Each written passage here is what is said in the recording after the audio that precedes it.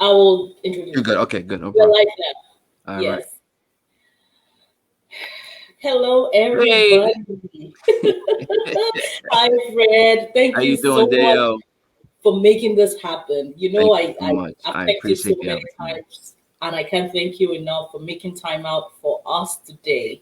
And you know, this coming, bringing people on board to share their true life story, something that has to do with mental health. It's a new thing that we're starting, and thanks for being the first one to do this with us in the group.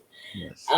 So since we treated schizophrenia last week, I thought that it's just for to make it the flow. It's okay for us to start with your experience, Yes. and even though it wasn't convenient, that's why we couldn't do it yesterday. I'm Yeah. still glad that you made it work today. Oh yeah. So thank you. Welcome on board. For everybody joining, this is my Mental Health Matters Facebook group again. Fred is one of our active members on scene and behind the scene. He's been very supportive, and I'm so glad you're here today. So, without wasting any more time, I'm going to leave the stage.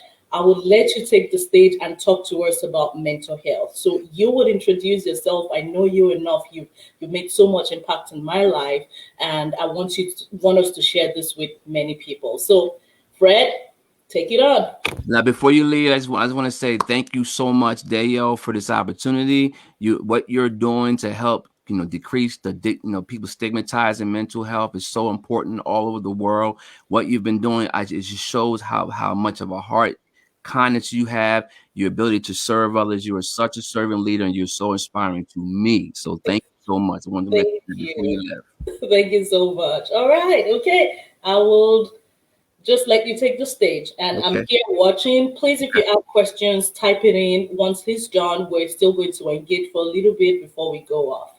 All right. Absolutely. Thank All right. you. Thank Day. I just thank you so much, and everybody. Hey, how's everybody doing? My name is Fred Fitzgiles. I'm from the U.S. and I feel like I'm talking to family. So I don't even feel like I'm doing a full blown presentation. I can just kind of like, just relax and just imagine we're just talking. I got my coffee and we're just having a conversation, and that's what I want to do. So for those who don't know me, like I said, Dale, just the fact that you allow me to come and kind of share my story, which typically I don't typically share on this level. It's just such an honor. I'm just so humble, and I thank you as well. So for those who are out there, I'm born and raised in the U.S., the United States, Wilmington, Delaware, and I'm a man of God. I love the Lord. I'm a husband. I'm a father.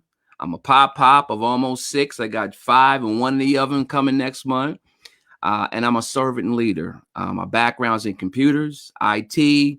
I'm a speaker, coach, and trainer as well. And that's kind of how I met Dale, because she's my John Maxwell's sister on the team, and that's why I hired her. And I just saw so many things that she was doing great online. And one day I saw this my mental health matters icon pop up, and I said, I definitely am going to support that. Why? Is because it connected with me immediately, not necessarily because of me, but because of the fact that I saw it firsthand and experienced it in my life with my mother. So when I saw that, and I saw the all of the people that were connecting, and all of the people that were really engaged, and the fact that people don't talk about this, a lot of people are not courageous enough to talk about mental health because it's such a negative thing. I said that is something I want to be able to be involved in and assisting in any way I can possibly serve. So the reason why this topic, schizophrenia, I know why my mom struggled. Um, it really, I wanted to share this because it connected with me at an age. Let me just start off with a story about my mom. Um, my mother was born and raised in New Jersey. Her mother was a nurse. Her father was a security guard. Middle class family. My mom loved to sing when she was younger. Very active. Loved to sing, go skating. I mean, just a typical child in middle class. They really weren't hurting for money. They weren't super rich, but they weren't hurting for money. So she had a really um, ideal childhood. And it's interesting that as you know, throughout her years, um, I definitely used to hear stories about how my mom just loved being able to connect with people. She's had a great heart. She loved family, big family person, and loved to be energetic. I met my dad in 1969. My dad was a Air Force. He's from Delaware. They met through family, and they connected. Of course, had me, and uh, my childhood was really good. They gave me a great home. I got 7 brothers and sisters total, and my mom used to always take care of me, always nurture me. I remember my mom used to always be concerned about my education. When I was younger, she made sure I got up. She made sure I was on time. People would call on her and people would listen to her and always depend on her. It was always, my mom was just a strong woman. And I so loved my childhood because I had it made. I had the Christmases and everything, and my mom made sure that we were good. Me, my brothers, and my sisters. And then one day, I started noticing my mom. She would come and then she would go, meaning she would go in the hospital. And back in the 70s, now I'm 50 years old. I know I don't look it, but I'm 50 years old. And so back in the 70s, when somebody went in the hospital, it typically because it was something bad or something that was wrong, and they used to call it nervous breakdown. You ever heard that term, nervous breakdown? Well, that's the term that people would say. And as a 6-year-old child, knowing your mom was in the hospital because of a nervous breakdown, what does that mean? Or you really don't know. She would go in, she would go out, and then one day I was coming home from school. I was in the 4th grade. I was 8 years old, and this time I knew that something was going on, but I didn't quite know what it was. I was coming home from school where I used to walk to school, and my school was maybe about 3 blocks away from where we lived. I was with my friends. We're coming back, and there was a block away from my house, and we were just walking. And as I were, and some of my friends kind of went ahead of me and my other friends. So it was like 2 groups of us, and they actually went ahead. And when they got to the corner where my house was, they started laughing. I was trying to figure out what they're laughing about. So we started running up to see what was so funny. And when I got to the corner, not only was it something that I didn't think was funny, but it was something that could have traumatized me for the rest of my life. My mother was in the midst of having a nervous breakdown, and she was standing outside and didn't have clothes on. And I was just at 8 years old. When somebody sees that at that age, 2 things can happen to you. It can cause you to actually lose it. But I know for me, I just felt an incredible amount of embarrassment. And at that time, the only thing I could do was run to my other friend, my good friend's house, my best friend's house, get his mom, and try to help me to get my mom back in the house. And I didn't quite know what was going on. And then throughout the years, the only thing that would get me through that and understanding that, believe it or not, was humor. Now, if you ever know me, I'm a person that loves to be able to laugh and keep you laughing. And when I'm presenting and doing speaking, I like to keep, but this is something that wasn't funny, but humor was the only thing that was able to get me through, because I didn't understand what was going on with my mom. Why would that happen to her? Why she keep going in the hospital? Why she keeps having these nervous breakdowns? What is it that's going on? I didn't know. I asked my dad about it. He couldn't tell me. Your mom is just sick. It's just all, that's all people say. Your mom is just sick. So when we talk about mental illness and schizophrenia, had I known that that's what it was, I probably would have known at that time. But I didn't find out that that's what it was until I'm in my almost my 40s. My sister's a nurse, and my brother and sister, we all grew up, and there were times where my mom would do things that was erratic, meaning she would struggle with hearing voices, and she would mask the voices that she would hear that was telling her certain things to do to herself or to others, and she would mask it with alcohol. So if you're just masking it with, some people deal with it different ways. They deal with alcohol, they deal with drugs. And then think about this: 8, 9, 10, 11, 12 years old, going back and forth and dealing with all this and not really understanding that this was actually a medical condition. So how has it affected me? Well, it affected me because I didn't know what was going on with my mom. And the only thing I could do was to be able to try to help her out as much as I can. So in my teenager years, and I always try to be able to be the best that I can. I always try to go to school and get good grades.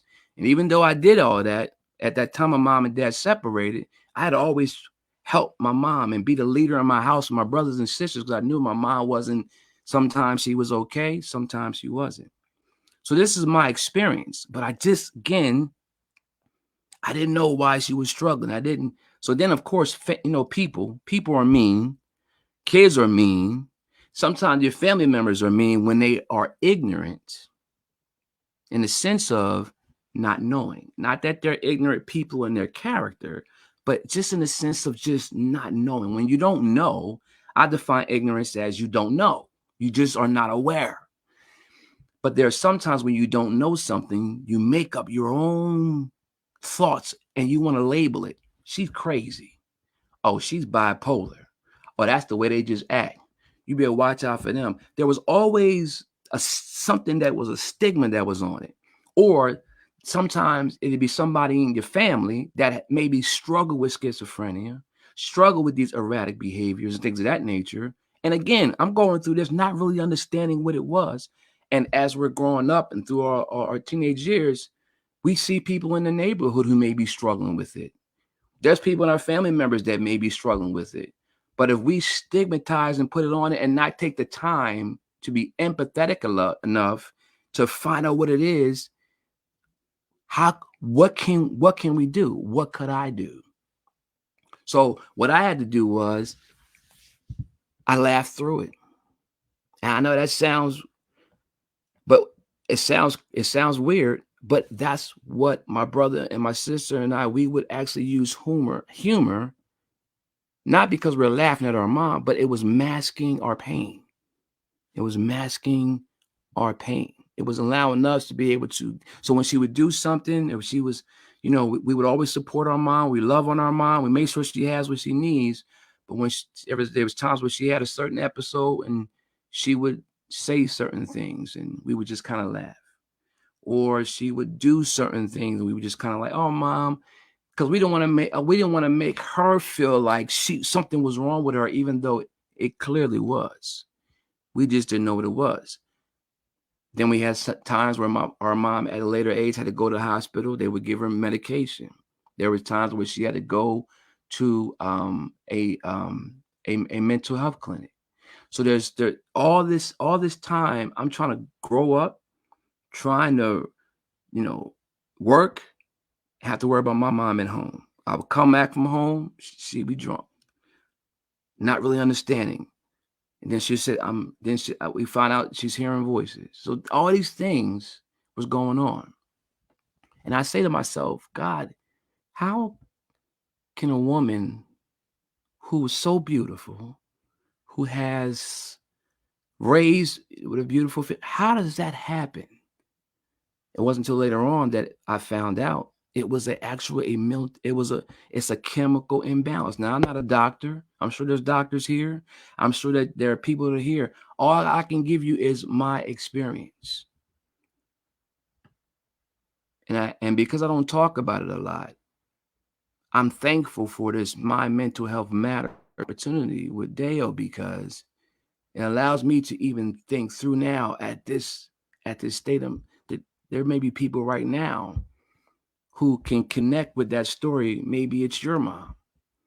Maybe it's your uncle, or maybe it's you. Maybe you struggle with that. So the thing is, it's something that's serious, but I'm telling you here, you're not crazy. You're not bipolar. There's not something wrong with you. Because here's what I think. I'm going to be honest with you. What is normal? There's a lot of people that are very sane right now that do some crazy things in this world. And we can question all of that.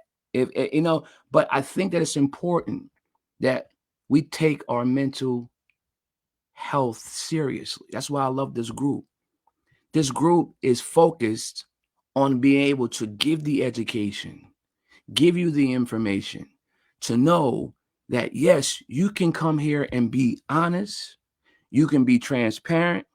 It's a safe environment where you can come and talk about what you don't understand, if it's you or someone you know. If this My Mental Health Matters group was available, if social media was available, which it wasn't, but if it was some kind of support group was available that made me feel comfortable to come talk about it, maybe I would talk about it more. But what do we typically what do we typically experience? We experience people that's saying, "Oh, something wrong with them. Oh, you got a mental." I don't want to talk about mental illness but in actuality, when you see all the entertainers of the world, I'm talking about the biggest entertainers you can name. Everybody has something that deals with mental illness. It may not just be schizophrenia, but that's my mom's story. But it may be something where the way we were raised, how we grow up, there are certain things that can trigger us, that can cause that imbalance. It could be stress. It could be a traumatic experience. We all have something that can cause us to be able to, you know, have these moments that where we question if there's something wrong with us. So it's important, right? That number one, you make sure that you become aware of who you are. If you feel like there's something that's not quite right in somebody, in a family member, you seek out the resources to try to get help. Just like you want to make sure you eat right, you want to make sure you exercise right, you want to make sure that you're putting things in your body right and things of that nature. And you invest in your houses and you invest in your car and you're making all your money. Don't neglect your brain.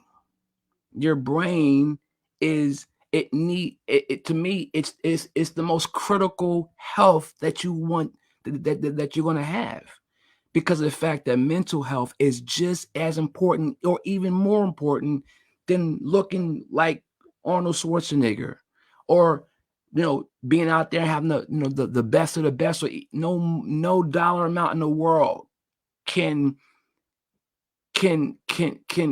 really is better or bigger than your mental health. And that's why I love this group. Sometimes denial can cause us to not want to talk about it. I know there's a lot of times when, I would hear about somebody struggling with the mental illness and I wouldn't want to talk about it, even though my own mom went through it. And it was something that men, we don't want to talk about sometimes. I'm going to talk to the men now. We know we don't want to talk about mental health because most of the time people are telling us we crazy. So people are telling us that you don't understand. Sometimes we're in a situation where we can't even look in the mirror and face who we are and be able to tell the truth about who we are, our struggles, things of that nature. So mental health is super important for the men because we're the leaders. And no matter what culture you're, I know you guys are watching from all over the world, but typically, right, the man is the head of the household. I'm in America. Now, sometimes it don't work out with the women over here, but no matter what culture it is, the man is typically the head of the household. In other words, the leader. So if we don't focus, if we're more focused on getting physically fit instead of working on our mind by watching what we're, watching what we have watching on television, the movies that we're watching, the things Yeah. we're putting in our minds, and the things that we have to focus on Disconnected. ourselves in order to get better. That's most important to be able to make sure that we do, because we're the leaders. My mother, she was 52 years old, and one day I was talking to her, and I remember I was saying, Mom, we were actually helping her out, and I said, Mom, I love you. She says, I love you too. It was in 1998, almost 20 something years ago, almost 20, 21 years ago. And I said, Mom, I love you. Going to help you clean up your house. And she says, fine. And over the years, my mom did what she had to do to make sure we were raised. She raised my brother, my sister, and I. She did what she had to do, even though she was struggling, even though all those things was happening. And we didn't really know what it was. She did her best. And I'm so grateful for her. And then one day I'm sitting there and me and my brother was asleep and my sister was just going to buy a house and get her first place. And she was about to step out on her own. And my mom's sitting there and she just said to me, she said, baby, all I want is peace and quiet. I said, all you want is peace and quiet? What do you mean, Mom? All I want is peace and quiet. She just said that. And I said, well, Mom, I'll be quiet. Okay, I can leave. I thought she was trying to kick me out, but she just kept saying that. And then I said, well, Mom, I tell you what, Forrest is laying down. Frida, she left. I'll be back because I didn't live with her at that time. I was like 28 years old. I said, I'm gonna go run. I'm gonna come back, and then we're gonna hang out for the rest of the day. She said, okay. And she said, I love you. I said, okay. And when I came back, about maybe 3 hours later, I came in the house, and my brother was still asleep on the couch. And I called, Mom, you ready? Let's get something to eat. And I didn't hear her. So then I said, Mom, I'm downstairs. I'm back. And I didn't hear her. So I walked up the steps and I looked. She had the steps kind of went spiral up to her, the townhouse that they were in. And I looked in the room and she was on the floor, face down. And I just froze. I didn't know what to do. So I went in there and I saw, and she wasn't breathing. And so the first thing I know to do was try to do CPR. Now, I don't know any CPR. I never took a CPR class. I highly recommend you take a CPR class. I turned over and I tried to do CPR on her, and she was gone.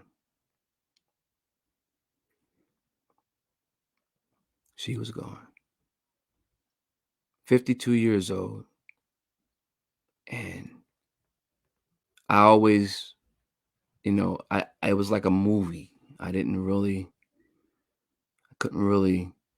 take in what happened. And then I ran downstairs. Unfortunately, I had to wake up my brother and tell him that Mom was gone. And we called 911. The police came, and that was one of the worst days of my life. She died so young. And only thing I could think was all the years she struggled since I was 8 years old, nervous breakdowns, in and out of the hospital, going, doing what she had to do for us and being a, single parent and raising us. And she just did the best she could. And then later on, I found out what the voices and the drinking and things, it was all a way to try to mask that she was struggling with schizophrenia. And I know now why my mom struggled. And that's why I wanted to really share that story with this group, My Mental Health Matters, because your mental health matters. My mental health matters. So at 50 years old, I'm now able to kind of talk about this by, number one, getting the education. And thank God for my sister being a nurse. She explained to us, that what Mom struggled with, this is what it was.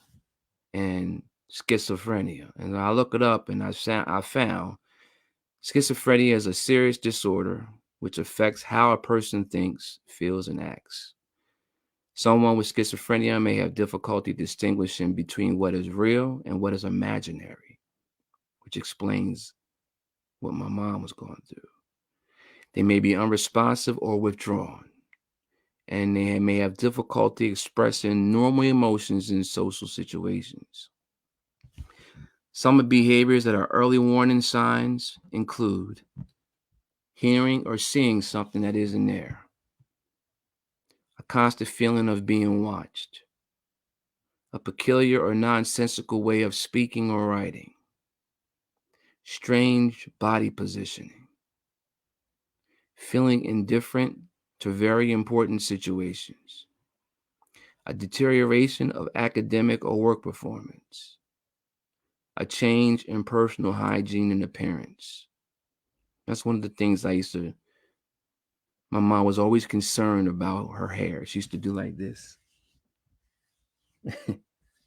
Her hair would come up and but also those things I just talked about are all things had I knew at 20, 25, I just didn't know.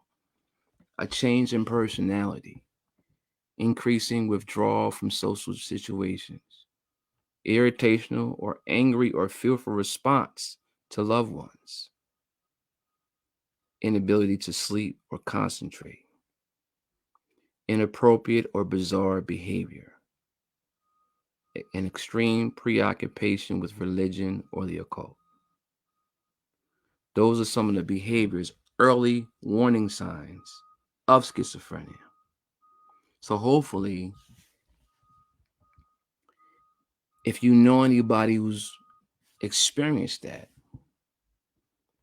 if you experience it, if your mother seems to be experiencing it, don't do like I did. Don't be in denial about it. Don't be embarrassed about it.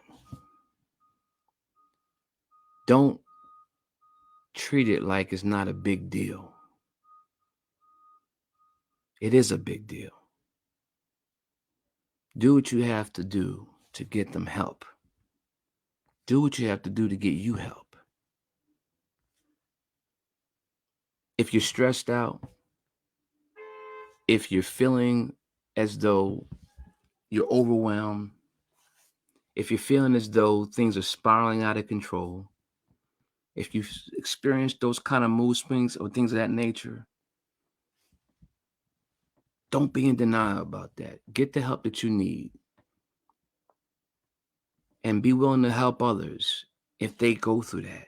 Because the only way I believe that you can deal with any mental illness is to be able to face it, have the courage to be able to step up and say, I feel like I have a problem. I feel like there's something going on, and get the education. We have the internet right now. You can do self-diagnosis on yourself. You can get the information. You can plug in. But another thing is, I want to share with you, it's important for you to continue. If you're not experiencing that, continue to be aware of who you are. Continue to focus on your mental health, meaning watch what you're listening to, watch who you're hanging around, watch the things that you're doing. You got to be very conscious. You have to start making decisions about your mental health, just as important as your money, more important, just as important as your physical health. Because with a bunch of money, but you're not, you're kind of having these mood swings, money doesn't matter, right? If you're in physical health, but you look in the mirror, and even though you got the perfect body, if you're not focused up here and you're not focusing on that, you will still wind up going into depression, because it's always going to be something missing. Sometimes the only thing that's missing is what is us. We have to be focused and be intentional every single day. Be intentional about making sure that you're watching what goes into your eye gates, what you see. Watch what goes into your ear gates, what you're allowing in. Watch what goes into your, and also out of your mouth. Watch what goes coming out of your heart. Don't ignore that. They all work together, right? And so by doing that and being intentional and making sure that you are, if you see erratic behaviors, you don't ignore them. I had to use humor to get through it. I'm saying laugh at people. That's what, now, I'm not talking about that. But I used that to mask the pain that I was going through in order to deal with this. But thank God my mom's in a better place. No more voices. She's not struggling no more. And in reality, when she passed away, as traumatic as it was, there was a sense of peace that came over my mind, because I was more stressed trying to go to work and raise a family and things of that nature, knowing that my mom may be drinking at night, knowing that my mom may be walking down the street, that, knowing that those things they were heavy on me. So it was almost like a burden was lifted when I knew that she was with God, she was with the Lord, and she's looking down now. And so then I made sure that throughout the rest of my life, I made sure I fought for my sanity. I took an interest in business, which moved me over to reading books on personal growth, personal development, leadership, learn how to communicate. These are the things that I had to do in order to continue to feed my mind. That's the books, or my mental growth workout plan, right?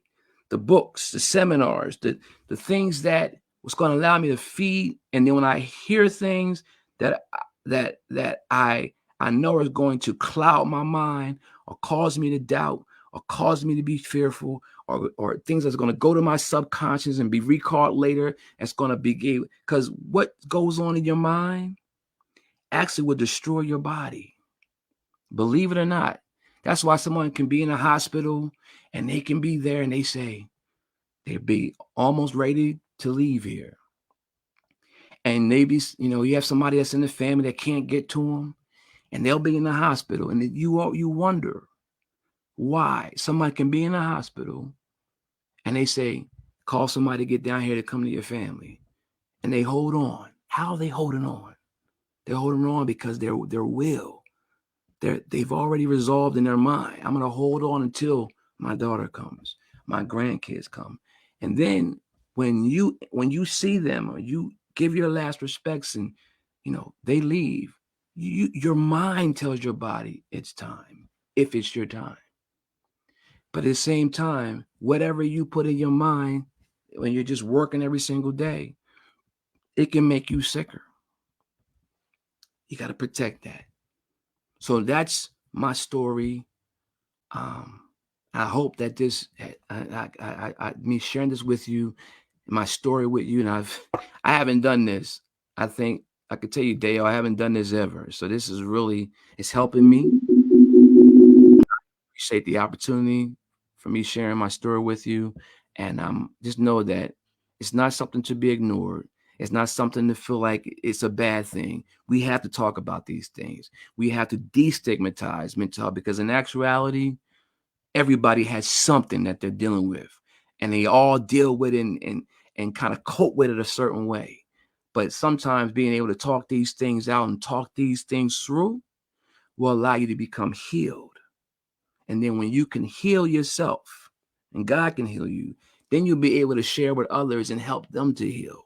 But if you're not healed, you can't give what you don't have. So that's all I have for right now.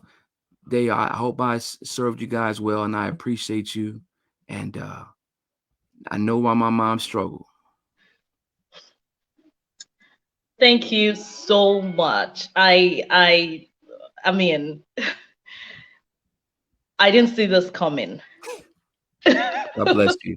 God bless you. I appreciate you. So, I mean, thanks a lot for, like, one of our viewers said, thanks for your vulnerability and for sharing this and the perspective that it's even given you. Uh, but I have these questions to ask for the sake Yep. of our, other people.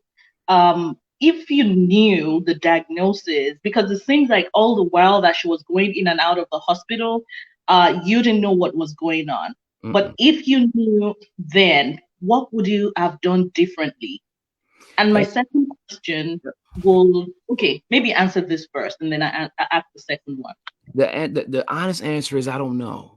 I don't know what I would have done differently. I do know I would have had a better understanding. And I think that if I had a better understanding of what it was, knowing me and my brothers and sisters, we would have tried to see if she could get cured.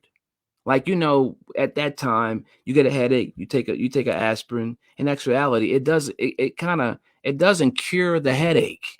But what happens is it allows you to be relieved, right? I think that knowing what it was would have just relieved us, right, and allow us to be able to deal with it at a deeper level. And then we would have probably, as we got older and started understanding, we probably would have done our research. As a matter of fact, I probably went to college to learn about it. That's probably what would have happened. Because in actuality, and the part of the story I didn't say, I didn't go to college. So don't shut it down now, guys. I didn't go to college. However, I did finish high school, but I didn't go to college because my mother was sick. So I said I wasn't going to leave her and stay with her, and that was the reason why I did not go, because I didn't want to leave her for 4 years. I wanted to, if I was even though I wasn't staying with her, I wanted to be close enough to be able to help her, as because I knew she was going to be struggling. So I probably would have went to college. Cool. And- Yeah, and- yeah, I see that because for like what you said, me going to study psychiatry for my master's level was because of my depressive episode that I had, yeah, and it was kind of like a light bulb moment to me that wait a minute, the yeah, fact that you're this and that and you have yeah, everything or you're educated or something, like what is this mental health yeah, thing? How can you do it? And that was why looking back, I wish that I had that insight when I was still doing my bachelor's. I would have learned more when I went for my psychiatric rotation. yeah, So yeah, I understand wanting to really go to study more and yeah, help people do yeah. stuff. Right. Now, my second question is this, thank God you have a blessed family. You have kids. I've seen the pictures of your grandchildren. We even have one on the way. I can't Yeah, how wait. old I am, huh? Yeah. Yeah. And, I know that one of our viewers said, in other words, can schizophrenia be treated in such a way that patients can live meaningfully and long lives? I was hoping she didn't die so young. So what do you think about that? And from my perspective, I'm thinking you now as her child and with your siblings, you all seem to have very good life. Everybody is doing okay. I've not heard about repeats of the same thing because now maybe because you're more aware, you Yeah. wouldn't take anything for granted and you will do whatever you need to do. And with the mental exercise that you have decided to take on, so I don't, so I'm thinking anybody that has such a person in their family or someone who has who live with that kind of diagnosis, any mental health diagnosis, for example, I mean, for that matter, it should not be a stigma to the point that we think they can lead a meaningful life, Right, right, right. right? Yeah, yeah. So just so the one part of the story I did miss, my mom didn't die from schizophrenia. It's just that she had diabetes. She had she's because she smoked a lot. She had emphysema, and then her heart gave out. That's exactly what it was. She was slightly overweight, so it was kind of those kind of things that contributed. So I want to make sure that was clear. But yeah, I definitely been blessed. My family has definitely been blessed. It's interesting because again, I'm not a doctor or something like that. Although I do have a desire now to learn psychology on a different level now. And I thought it was for business, but this blessing, this opportunity, platform you're giving me, God is telling me it's something different. So it's definitely something different. He probably will maybe go to school and get it done. But the thing is, when you don't know like you said, the terms of it, um, we tend to use the term family curse, right? We tend to use that, and of course, there are people in my family that when I was younger that struggle with mental illness, right? And there's people in my mom's family that struggle with it, and I would see it today, but it gets when back in the day, you're just labeled. Oh, that's just how they are. right? It wasn't really an explanation, right? And the thing is, they all lived, they all survived, they all did, some of them did great, some of them just kind of stayed to themselves. And just from a family perspective, because of the love, we just knew, okay, so and so was like that, so and so was like that. So the only thing I was able to do is, knowing what my mom went through, is just to pray for my family. It's like prayer is the absolute key for me to continue, that God will continue to keep the minds of my children, my grandchildren. And then it's our responsibility that once you know better, you do better. And so it's our responsibility to make sure that whether they like it or not, you let them know. When you ask them questions, like, I have 3 daughters. So trust me, over the last 20 years, they know that they're beautiful. They know that I love them. They know that, there's boys, not the boys don't have a shot sometimes, because it's like they are so knowledgeable. I give them the game. So it's like I give it to them. So they just like, the guys like, they try to talk to the girls, and they be like, I can't try it on them. But the thing is, they're going to make their own choices. No matter how much daddy loves you, how much he tells you, sometimes you still look in the mirror and say, well, that's dad, he's gonna love me. But you look in the mirror and you may call yourself ugly. You still may struggle with that. So that's when you got to become more in tune with you. You really have to do that, and sometimes it's frustrating, because think about it. When the kids was kids, we tell them no 50,000 times. No, no, no, no, no, no, no, no, no, no, no. Don't touch that. You can't go outside. No, you can't do that. No. So what happens is they hear no 50,000 times, right? By the time they're age 18. And they may hear 5,000 yeses. So think about that. No, most of the time, 5,000 yeses.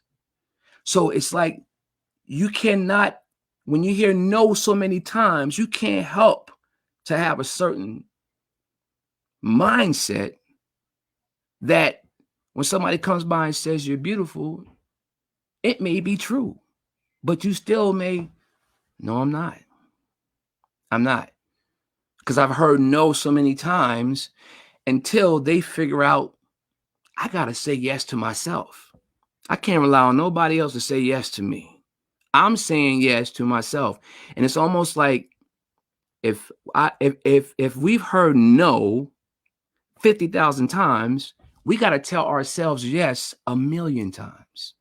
It's almost like pouring water, having a glass of coffee in a clear glass that has a little bit of water in it, and you pour that coffee in there, and the water immediately turns black.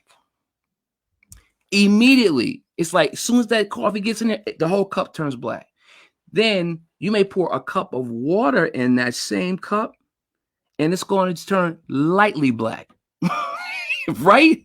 But you got to actually put it to the faucet, put the cup of water under the faucet, and turn the faucet on. And it may take a minute, 2, 3 minutes until it becomes clear again. That's our brain. So it's kind of like, we have to understand that we got to pour more in just to fight out the darkness. Wow. So, yeah, you've heard it. I'm glad you made that clarification about her not dying of schizophrenia, but of other medical conditions. Right. But I would like to add this from a professional perspective, that people who have who live with schizophrenia, they have other, the use of alcohol and drugs or smoking or substances is one of the things that they use. I mean, those things that they use to cope sometimes, like to turn down the voices, like to just be able to kind of get a living or something good going on. Yeah. It's one of those things that they do. So yes, just for us to know that. So sometimes we'll have medical issues coming up with people who are living with one mental disorder or the other, Yes. and that's where family comes in. That's where we have to help them that's where we have to not just take anything for granted, like, Yeah. oh, he drinks too much, does this too much, as if they had control, or as Right. if there's something that they can do. Right. So and in psychiatry, a lot of times we work closely with the medical team to make sure that as we're dealing with the mental aspect, we also have the physical aspect being taken care of, because comorbidity is one of those things that comes with when people have a mental issues going on. So we want to take care of that too. And before we even diagnose people with any psychiatric issue, we want to rule out medical conditions as well. Got it. So just to throw that out there. But I needed that. I know I had the right person for that. Thank you. yeah. So to everyone who's watched this, to everyone who would watch again the replay, we thank you for spending time to listen to this. Please share this with people, and most importantly, what you're hearing, let us make good use of it. Yes. Let us use this information to help other people. Let us use this information to enlighten other people. Let's use this information to encourage other people. Yeah. And you said it all. Thanks for highlighting those early symptoms, that, the signs that people should watch out for and to take action on. So I thank you so much, and I will just let you say your last words or encouragement for people in a minute, and then we'll log off. Thank you. My name is Fred Fitzgerald, and my mental health matters. What about you? Awesome. Okay. Awesome. Yes. Yeah. And my name is Oluwadaya Deyemo. My mental health matters. What about you? Please invite people to the group. Watch this, share this, and let's make use of it. Thank you, Dale. This was a blessing. Thank you, everybody, for listening to me. Appreciate it. God bless you. And thank you. Keep up the faith. All right. God bless you. Yes. Thank you all. Bye-bye.